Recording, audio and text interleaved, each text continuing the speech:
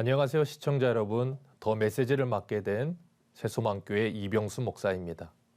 오늘은 민수기 14장 8절과 9절을 통해서 열등과 교만을 넘어서라는 제목으로 은혜를 나누겠습니다. 인생을 살아가면서 어떤 문제를 바라볼 때 어떤 생각을 가지고 바라보느냐 하는 것이 참으로 중요합니다. 물컵에 물이 반이 있는데 어떤 사람은 절반밖에 남지 않았다고 생각하는 사람이 있는가 하면 어떤 사람은 절반이나 남았네 하고 생각하는 사람도 있습니다. 둘 다 물컵에 물이 절반밖에 담겨 있지 않다는 것을 보았지만 그 현실의 해석은 전혀 다릅니다. 그래서 우리 선조들은 꿈보다 해몽이라는 말을 했습니다. 똑같은 현실을 바라보면서 어떤 기준과 어떤 생각으로 해석하느냐 하는 것이 너무나도 중요하기 때문입니다. 오늘 본문은 이스라엘 백성들이 가나안 땅을 40일 동안 정탐하고 돌아와서 모세 앞에서 정탐한 것을 보고하는 상황입니다. 12명의 대표들이 다녀왔는데 그 보고는 둘로 나뉩니다. 그 이유는 생각과 시선의 차이 때문입니다. 10명의 사람들은 그 땅을 보고 와서 적과 꿀이 흐르는 땅이라고 말을 하며 에스굴 골짜기에 배어온 포도도 보여주었습니다.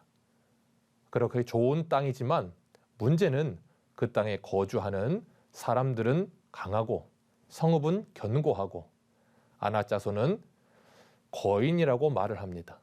그리고 자신들은 스스로 보기에도 메뚜기 같으니 그들이 보기에도 그와 같을 것이라고 보고를 합니다. 10명의 사람들은 팩트를 보고합니다. 가나안 땅에서 아낙 자손이 살고 있고 키와 덩치가 큰 거인족이었습니다. 그곳의 성읍도 견고합니다. 10명의 사람들은 지극히 현실적인 생각으로 보이는 것만 판단하고 보고합니다. 자신들 앞에 놓여 있는 현실이 너무나도 커서 10명의 정탐꾼들은 그 크기에 눌려 있었던 것입니다. 만약 자신들이 아낙 자손보다 더 덩치가 크고 더 힘이 강했다면 이렇게 낙심하거나 스스로 메뚜기 같았다고 생각하며 열등감을 가지지 않았을 것입니다.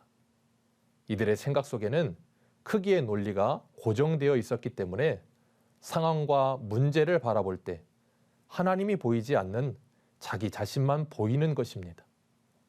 내가 크면 교만하여 우월감에 빠지고 내가 작으면 낙심하여 열등감에 빠지는 것입니다.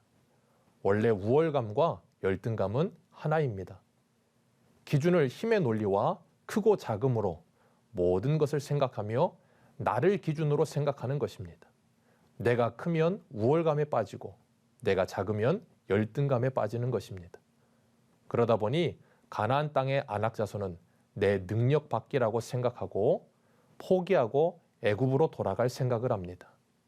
그러나 그와 반대로 나머지 2명 여호수아와 갈렙은 오늘 본문의 고백과 같이 여호와께서 우리를 기뻐하시면 우리를 그 땅으로 인도하여 들이시고 그 땅을 우리에게 주시리라 하고 담대하게 말하면서 그 땅 백성을 두려워하지 말라. 그들은 우리의 먹이라 고백합니다. 10명의 정탐꾼은 거인족인 아낙 자손 앞에서 자신들을 바라봤다면 여호수아와 갈렙은 아낙 자손 앞에서 하나님을 바라보는 것입니다. 이것이 해석과 믿음의 문제입니다. 문제 앞에서 나를 바라보느냐, 하나님을 바라보느냐. 우리의 시선은 어디에 있습니까? 우리의 시선이 어디에 있는가는 너무나도 중요한 문제입니다. 일본 신학자인 우찌무라 간조는 이런 말을 했습니다. 만일 하나님께서 인간을 저주하신다면 그것은 질병이나 실패나 배신이나 죽음으로 저주하는 것이 아니라 도리어 하나님의 살아계심이 믿어지지 않고 불신앙으로 성경을 읽으며 하나님의 말씀이 들리지 않는 막힌 귀로 감사하는 마음이 생기지 않는 메마른 마음을 갖게 하는 것이라 했습니다. 하나님의 저주는 우리의 마음과 생각에서 하나님이 잊혀지고 현실만 보이는 것입니다. 오늘 우리의 생각과 믿음은 안전하십니까? 하나님의 말씀이 우리 마음과 생각에 자리 잡고 계십니까? 아니면 하나님보다 현실이 크게 보이십니까? 현실이 크게 보이면 내가 메뚜기 같아 보일 것이고, 하나님이 보이면 거인족과 같은 안악자손이 우리의 먹이처럼 보일 것입니다. 현실 앞에 두려워하지 마시고 현실보다 문제보다 크신 하나님을 믿음의 눈으로 바라보며 나의 능력과 힘이 아닌 하나님의 능력과 힘을 의지하면서 교만과 열등을 넘어 하나님과 함께 믿음의 길을 걸어가는 복된 인생 되시기를 축복합니다. 지금까지 더 메시지 이병수 목사였습니다.